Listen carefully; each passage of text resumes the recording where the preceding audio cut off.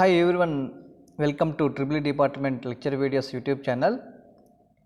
In this video we are going to discuss about reactance relay and admittance relay. Admittance relay we can also call it as a Moore relay. In previous video we have discussed about impedance relay. So impedance relay is used to protect the medium transmission lines. So we have a transmission lines three types: short transmission lines, medium transmission lines and long transmission lines. So short transmission lines, medium and long transmission lines, three types of transmission lines we have. So respectively we have three types of distance relays we have. One is impedance relay, reactance relay, admittance relay. So impedance relay, so impedance is denoted with Z. So impedance relay we can use for protecting the medium transmission lines. So where the transmission lines between 80 kilometers to 200 kilometers. So 80 kilometers, 200 kilometers, the transmission lines are classified as a medium transmission lines. And reactance relay, so we can use for short transmission lines. So protection of short transmission lines, so we can use reactance relay. So one more type of relay is admittance relay. So admittance relay, so we can use for long transmission lines. So where the transmission line length is more than the 200 kilometers and above. So about 200 kilometers, those transmission lines we can classify it into long transmission lines. So here we can see here reactance we are denoting with X. So reactance relay is works based on the reactance of the relay. Either it may be capacitive reactance, either it may be inductive reactance. So capacitive reactance is Xc, inductive reactance is Xl.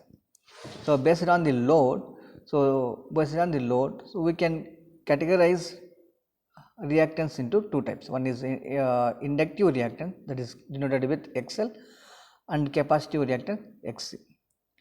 So this reactance relay is works on based on the reactance of the transmission line. The reactance of the transmission line is reduced to specified value, the relay will operate and isolate the fault. The reactance of the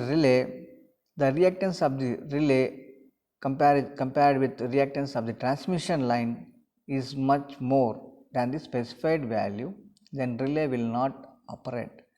So relay will not operate, relay will be in block stage. So here, so we can see the torque equation of the reactance relay. T is equal to K1 I square minus K2 VA cos of 90 minus pi minus K3. So K3 is spring constant, so it will be neglected. So after simplifying, Z sin pi less than K, that is when X Z sin pi we can take it as reactance. So in terms of relation, if you take X or Z, if you take, so Z sin pi is equal to X. Yeah. Z sin pi is equal to X. Okay.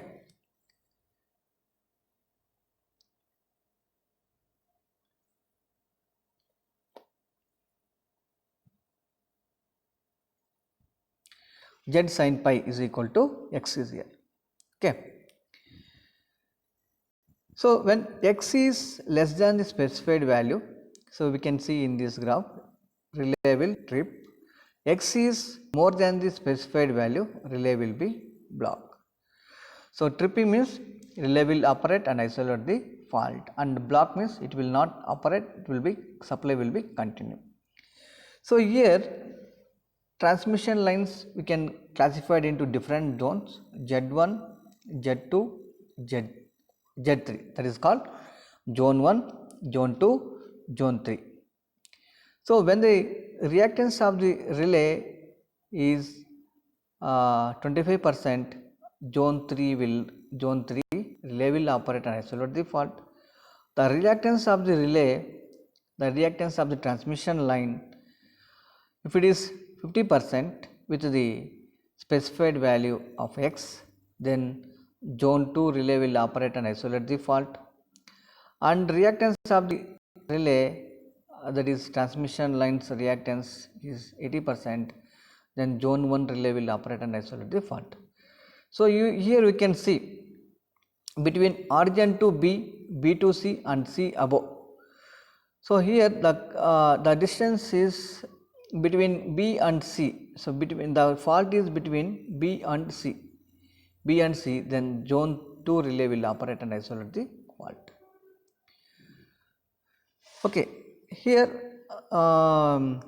reactance is less than some specified value, then relay will operate. Reactance is more than the specified value, relay will not operate, it will be in block stage. So that based on that condition, reactance relay will operate. Okay. So next we will move to the another relay, that is called admittance relay. So we can also call it as a Moore relay. So admittance we are denoting with symbol is Y. So this relay is based on the admittance, it will works. So admittance of the relay is some specified value, then relay will operate. Admittance is more than the specified value, then relay will not operate. So how impedance and reactance relays operate? Based on the same condition, this admittance relay will operate, but the changes in this admittance relay is, so based on the admittance, inverse of impedance is called as a admittance. So based on that value, this relay will operate. So admittance relay is measures the admittance of the transmission line. So admittance relay where we can use long transmission lines. So here I will show you the differences of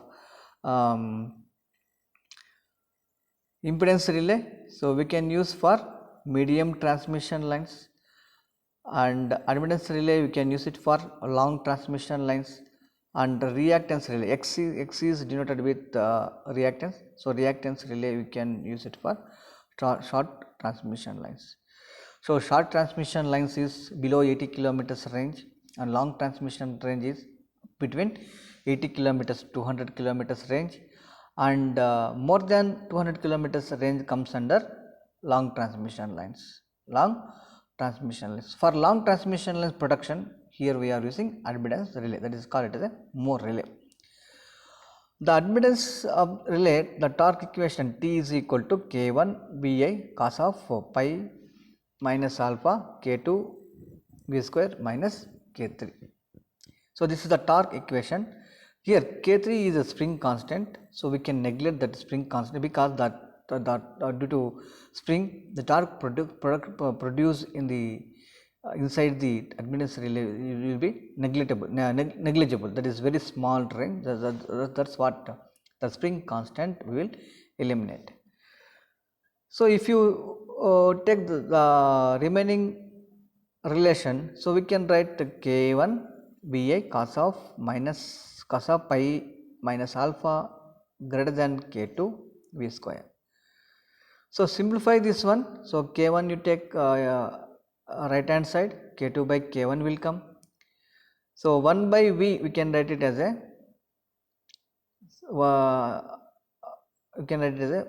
Y, that is I by V, you can write as admittance.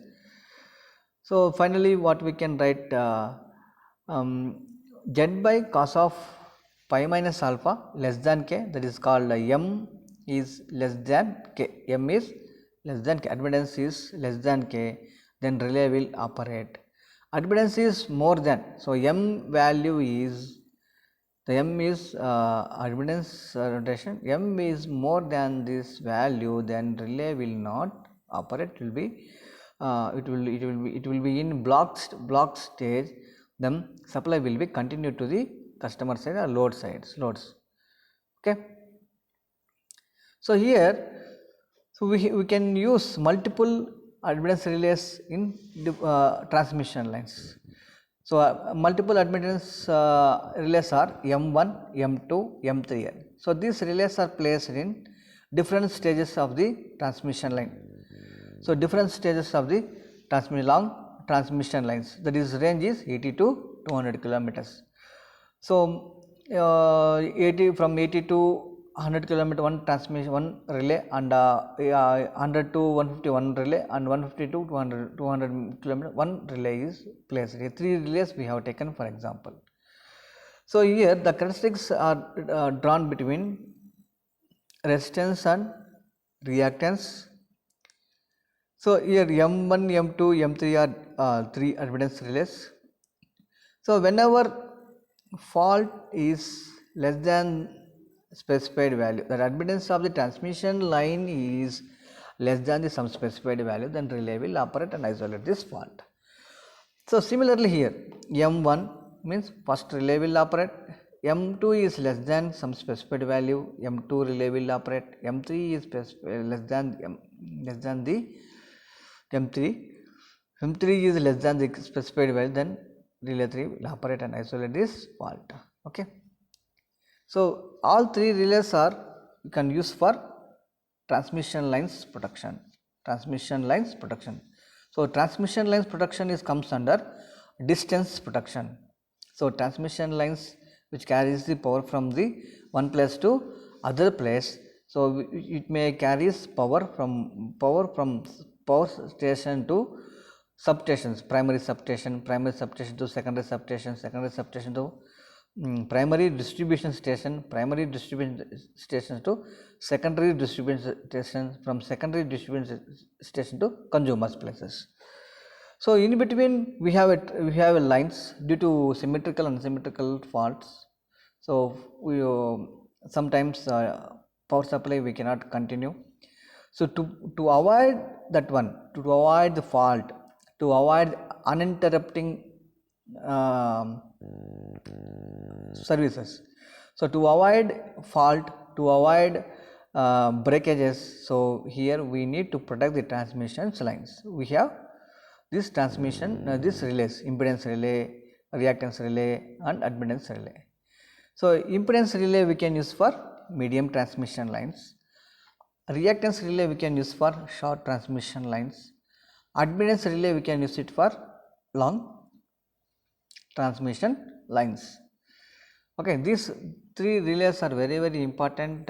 So we have to explain about what condition we can use these relays and how basis it will use, and torque equation and this different stages of relays,